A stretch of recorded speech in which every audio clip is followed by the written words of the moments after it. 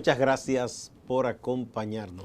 Matías Bosch, bienvenido a partir de ahora y Acento TV. Muchísimas gracias, Gustavo. Saludos a ti, a todo el equipo de Acento. ¿Hace mucho que tú no venías por acá? Hacía mucho tiempo que no venía. Tú sabes que recuerdo, y saludos a la audiencia, la última vez que yo vine estaba Fafa Tavera y Rafa Gamundi. Rafa Gamundi. Fue a propósito de uno de los aniversarios del golpe de Estado contra Juan Bosch. Eso tiene que haber sido hace 2 o 3 años fácilmente. Sí. Es la última vez que vine y, bueno, muy contento porque tú sabes que con ustedes colaboro desde que Acento surgió, claro, primero como sitio web. Es de mucha honra para nosotros. Y yo me siento en casa estando con ustedes y muy agradecido. Sí. Vamos a hablar del contenido de este libro, que es el fruto de una investigación.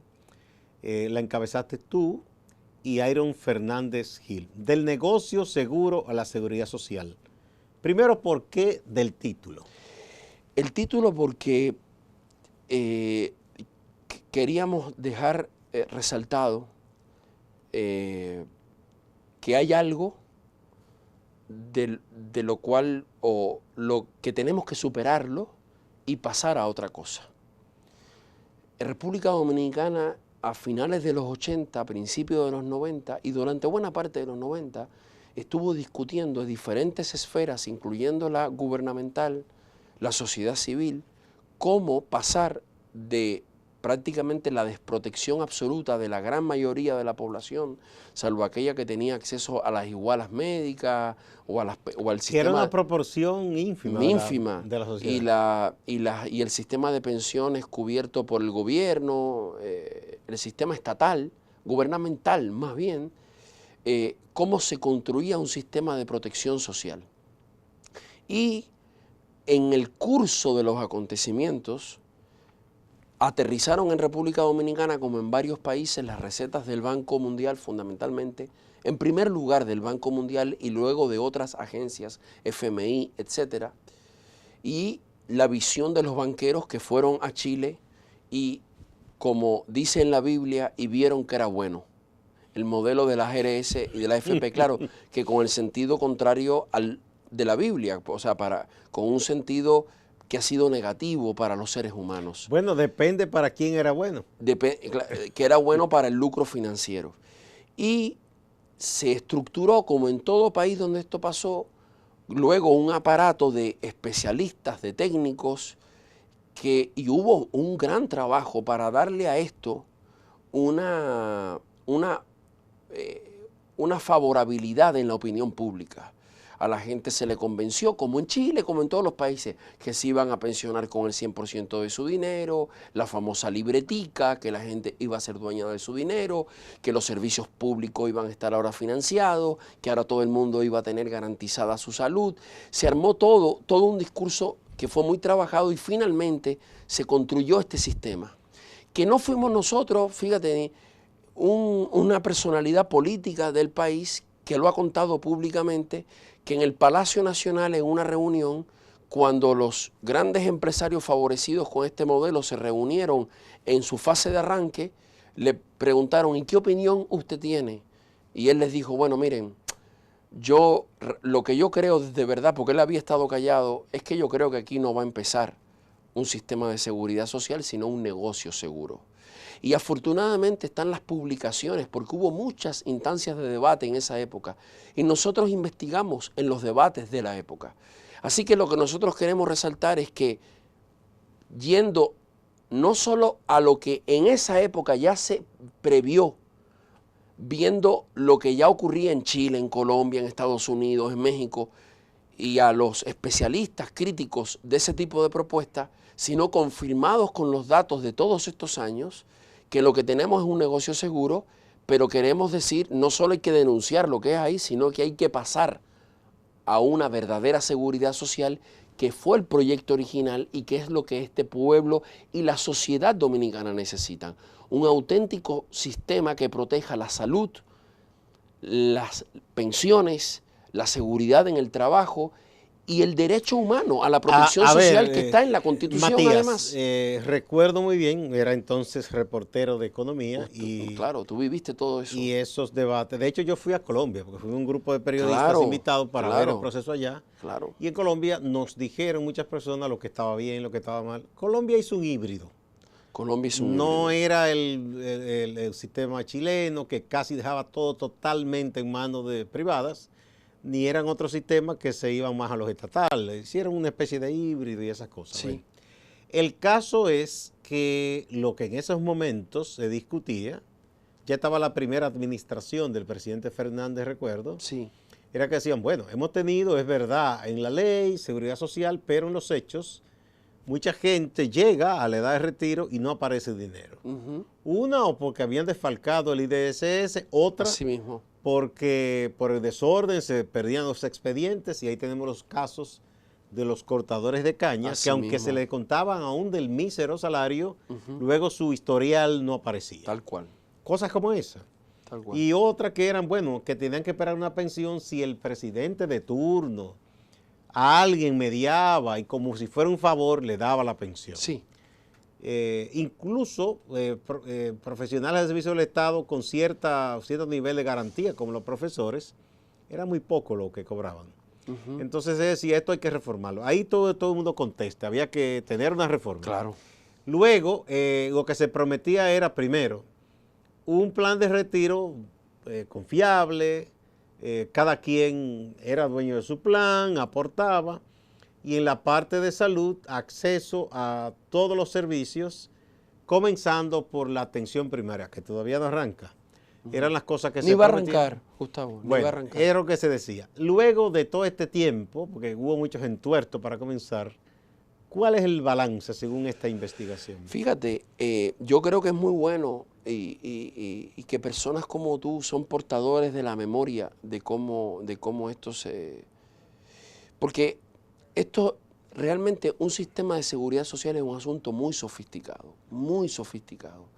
Y las reformas estructurales y sustitutivas, así se llaman, que tienen que ver con que no se modifican cosas parciales, sino el conjunto, y todo lo que hay se sustituye por algo nuevo. Esas reformas estructurales y sustitutivas que hubo en materia de pensiones en 38 países del mundo, 38 solamente, de 154 que tienen pensiones donde la gente cotiza, contribuye.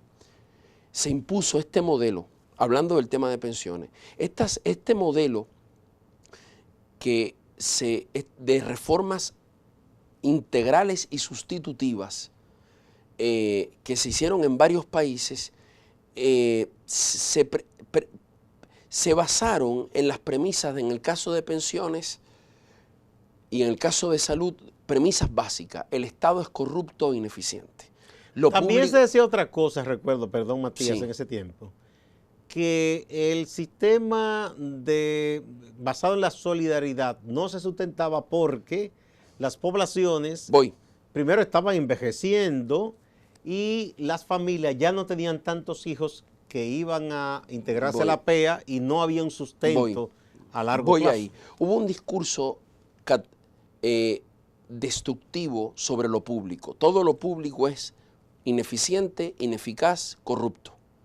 No debe ser por lo público. Segundo, un discurso, pero esto fue a nivel mundial, catastrófico sobre la población. La población del mundo está envejeciendo y ya no va a haber jóvenes que puedan aportar a los modelos. Y luego todo el discurso de que sobre que en nuestros países el mercado laboral da trabajos informales, inestables y mal pagados. Y que lo que teníamos había fracasado. Con eso, ¿qué es lo que tenemos hoy? No tenemos nada que responda a eso.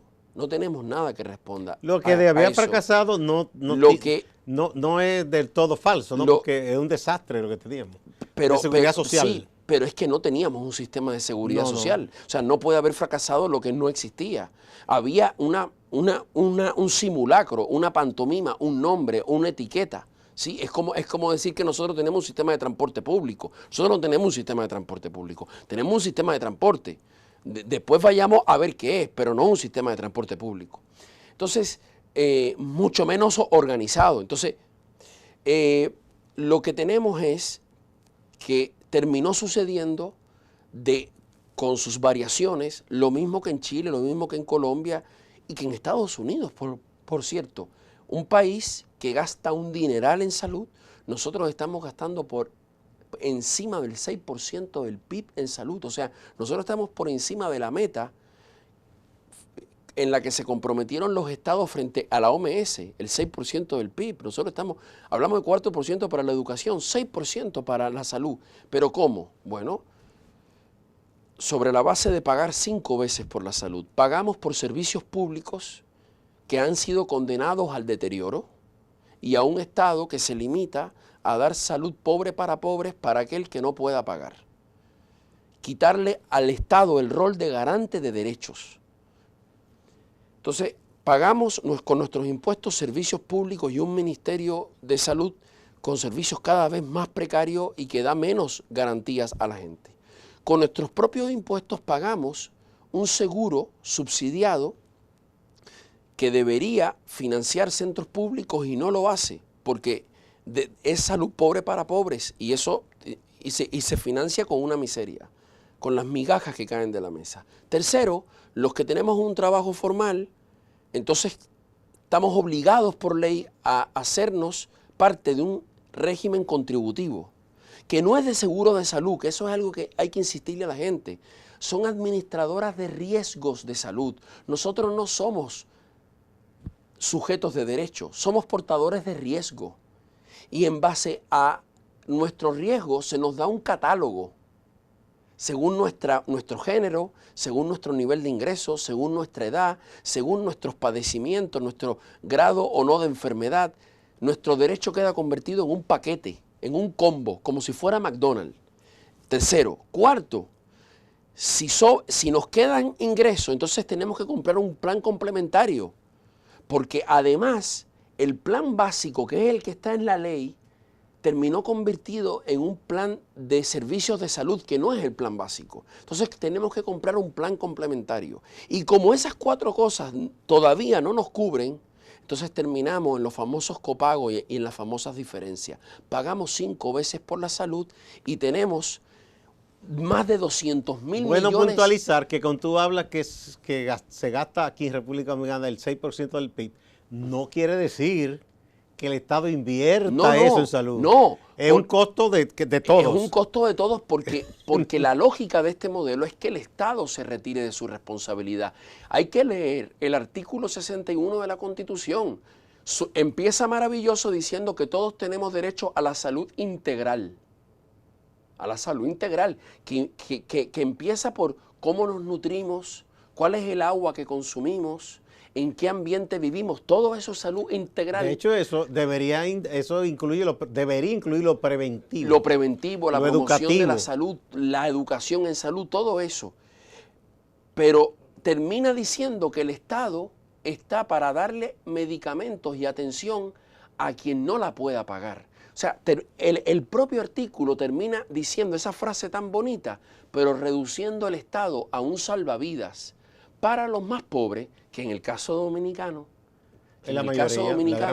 cuando el 60% de los que producen ingresos, incluyendo por cuenta propia, y hasta quienes tienen sus pequeñas empresas, cuando el 60% formales e informales generan un ingreso por debajo de la canasta básica calculada para el 20% más pobre del país, eso es condenar a la mayoría a estar buscando tablitas para no ahogarse. Entonces, hemos creado, y entonces mientras ese 6% ha generado, lo que ha generado es una industria tremenda que convirtió, como en Estados Unidos, como en Chile, como en México, como en Colombia, pero aquí más radicalmente porque en esos países todavía había una infraestructura que tuvo que seguir funcionando, que no pudieron privatizar por completo. Una industria tremenda de la administración de riesgo, que en el fondo son intermediarios financieros, las ARS, ¿sí? que las ARS ya han consumido más de 50.000 millones de pesos de las dominicanas y las dominicanas, que la gente tiene que saber que las ARS ni curan, ni fabrican medicina, ni dan tratamiento. Todo lo contrario, las ARS, esos 50.000 millones en ganancia y en gastos que no son de salud, que incluyen la construcción de esos superedificios que se construyen, ¿sí? Y en unos niveles de gasto exorbitantes, son sobre la base de negar cobertura, porque las ARS solo producen el dinero que les entra de la cotización tuya, mía, de los camarógrafos, de la gente que trabaja, obligadas por ley. Es como si una marca de refresco o una marca de tenis consiguiera una ley para que estuviéramos obligados a pagarle y a comprarle todos los meses refresco o tenis o televisores. Entonces, lo mismo pasa con las pensiones. Lo que estamos teniendo es lo mismo que se impuso en México, que se impuso en El Salvador, que se impuso en Argentina, en Bolivia. ¿Y qué tenemos? Según no solo estudios de la OECD y otros estudios internacionales, ya estudios nacionales dicen lo mismo. Las peores pensiones proyectadas en América Latina.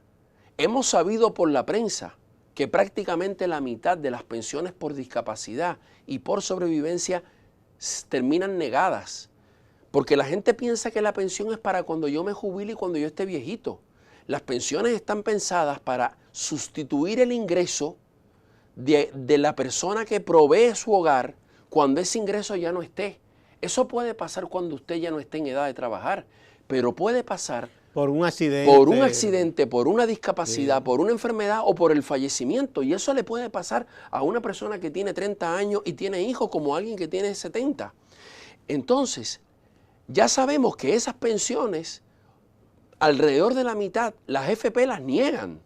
Y tienen toda una regulación. ¿Y en base a qué la niegan? Suponte un hombre de 40 años o una mujer que sea cabeza de hogar, de pronto por una situación de que quede deshabilitado para trabajar o que lamentablemente fallezca, ¿qué ocurre con esa familia? Bueno, lo primero que la gente tiene que saber es que esas pensiones ya no están en manos ni siquiera de las FP. Las FP ¿Y en manos de quién están? Las FP han contratado pólizas de seguro con aseguradoras internacionales. Eso es lo primero. O sea, las FP han utilizado el fondo que va para pensiones de discapacidad y sobrevivencia para usarlo, para ponerlo en manos de aseguradoras internacionales que lo que velan es cuál es el negocio de una aseguradora, tratar de no cubrirte. Sí. La aseguradora mientras gana, menos pague mejor. La aseguradora, como la GRS, como la AFP, esas aseguradoras ganan dinero cuando no cubren. Lo segundo es que ponen todos los obstáculos posibles, personas que además son de bajos ingresos, que viven fuera, que viven en barrios, en campos, tienen todos los obstáculos del mundo. Yo siempre he dicho y he denunciado muchas veces que, por ejemplo, en el caso de las ARS, a una persona con cierta condición de físico-motora que no puede trasladarse, le dicen, imagínate, bueno, tú tienes estos medicamentos de uso continuo. Cada mes, o algunos dicen cada 2 meses, cada 3, tienes que ir a la aseguradora o al médico que te selle la receta. Eso es una tortura para una persona que en una ciudad como esta, hostil para movilizarse, claro, tiene que ir a... Entonces, muchas veces eso es apenas lo que cubre, además la cantidad de dinero, le da para un medicamento. Y entonces tú tienes, ya que me preguntaba, y en el tema de tanto ARS como FP es muy importante que entendamos. Este tipo de industria funciona sobre la base, como una aseguradora cualquiera, funciona sobre la base de que mientras menos te cubre, más ganan.